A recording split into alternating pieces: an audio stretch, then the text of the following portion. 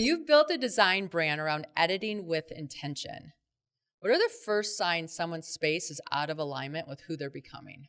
Yeah, absolutely. So a lot of times when we come into a client's home, they'll say, even for instance, like we built a home before, we built this home, we picked all the things we thought we loved, but it just feels off. We're not having a good time here.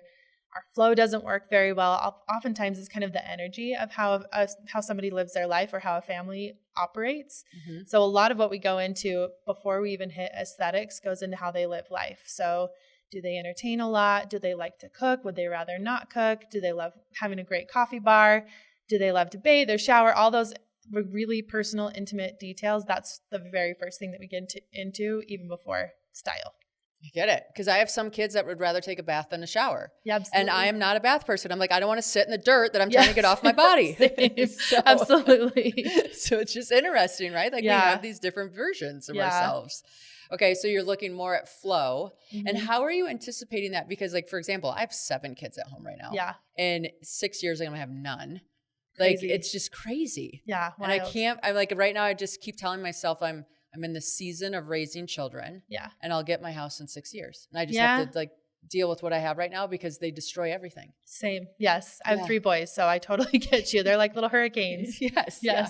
I'm like, why do we have pencil on the wall? We are all old enough to not put pencil on the wall. So this is fascinating to me that we have pencil on the wall right now.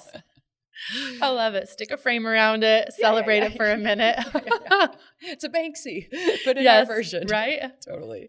Yeah, I love it. Okay. So like what the alignment, it's just because the flow's not feeling right. And they're just something along flow, and then function, of course, is a huge part of it. We get a lot of people, the type of work that we do, we're kind of in like dream home phase, right? Many people, when they come to us, they say, this is our forever home. This is our dream home. This is something that we want to work. So because it's supposed to stretch the span of time, it actually covers a few different genres of life. Yeah. So oftentimes they'll say, all right, I've got 3 kids left at home. We want to make sure that this feels like their forever home too. When they come back and visit, it feels like the place that they grew up in. Also, we need to learn how to accommodate for their kids in the future. We need to have a play space. We want to have exercise, different things like that. So we're kind of anticipating people's current flow as well as their future flow and how things are going to go. So there's a little bit of a nuance to how do you balance those things. Oftentimes it's kind of nice because they have a little bit bigger homes, so the spaces are separated differently.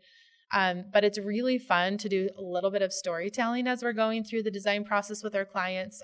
For instance, one client really wanted to they're having a swimming pool put in, and they were debating whether they wanted it on the lower level or up on the main level, right? A home with a basement and the pool's up top, or a home with the pool on the ground level and then further living up top. So we kind of had this whole scenario of like, where am I going to cut the watermelon? Do I have to go down the stairs to cut the watermelon? Do I want to go straight out?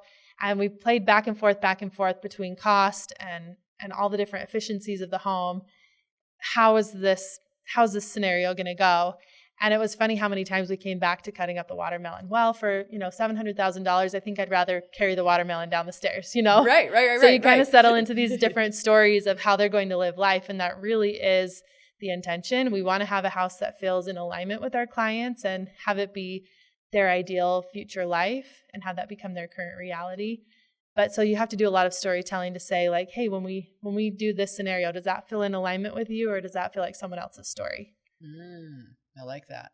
Yeah, ours would be bonfire. Love it. Right? Yeah. And then how far do we walk with those marshmallows on those sticks? And what do we hit in the meantime before we get to where we need to be? Especially with kids. Yeah. I'm like, for sure. Why do we have weapons all of a sudden? These are not weapons. Yeah. So yes. How do you help clients distinguish between like what's aspirational and what's authentic, and then just dealing with that tension between? Sure.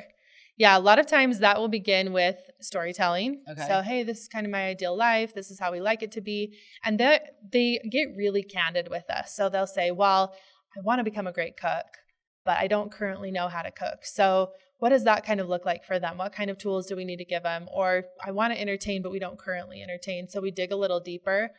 How come you don't currently entertain? Is it because of the home you live in? Is it because of the relationships that you have? What are ways that we can improve upon those? So funny enough, there's a lot of kind of life coaching and marriage therapy that goes along with doing interior design as well, where we're kind of helping them like rise to that next level. We also get these like aspirational goals between cost and aesthetic as well. So a lot of times they'll say, here's my budget.